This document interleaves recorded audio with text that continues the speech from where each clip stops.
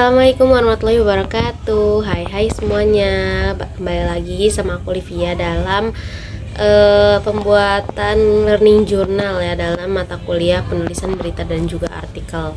Nah, kali ini kita akan ngebahas kelanjutan dari presentasi kelompok 4, yaitu yang membahas tentang pendekatan kreatif writing dalam penulisan berita dan juga artikel ya, yaitu inovasi bahasa di era digital ini ya. Nah, kenapa sih lanjutnya ke kelompok 4 lagi ya? Karena kita ini presentasi dalam mata kuliah penulisan berita dan juga artikel ini 2 kali ya. Aku termasuknya juga alhamdulillah udah selesai. Aku kelompok pertama udah di ACC juga makalahnya ya, jadi udah selesai alhamdulillah. Jadi tinggal UASnya yaitu jurnal ya. Semangat pokoknya.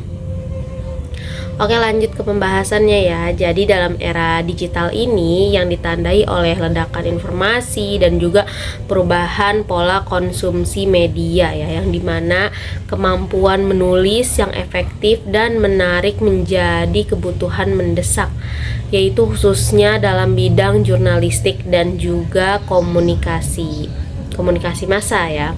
Pembacaan saat ini itu tidak hanya menuntut akurasi dan juga kecepatan informasi, tetapi juga menaruh perhatian besar pada cara penyajiannya, yaitu pesan yang komunikatif, emosional dan juga estetik ya. Dan juga hal ini mendorong perlunya pendekatan ya baru dalam teknik penulisan, yaitu salah satunya melalui pendekatan creative writing atau penulisan kreatif atau penulisan yang kreatif ya.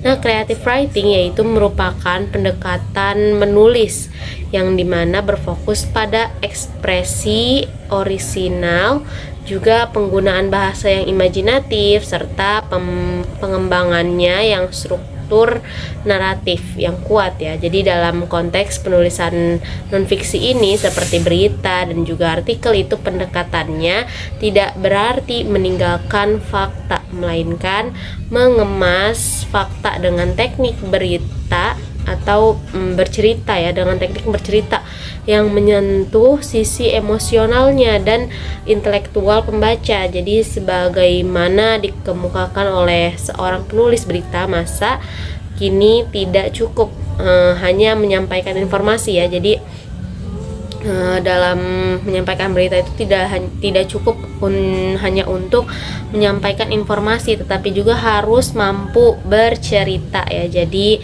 kayak news anchor itu bukan cuma menyebarkan informasi yang luas, tetapi seperti pembawaannya itu bagaimana, seperti bercerita agar para halayak ini mampu merasakan ya apa yang disampaikannya ya. Jadi bisa menyentuh sisi kemanusiawi dari sebuah fakta tersebut yang disampaikan, seperti itu. Oke, kita lanjut ya teman-teman. Jadi pada akhirnya creative writing ini berarti sebuah seni atau sebuah seni yang mengekspresikan ya ide, cerita atau informasi dengan gaya imajinatif dan juga harus menarik ya.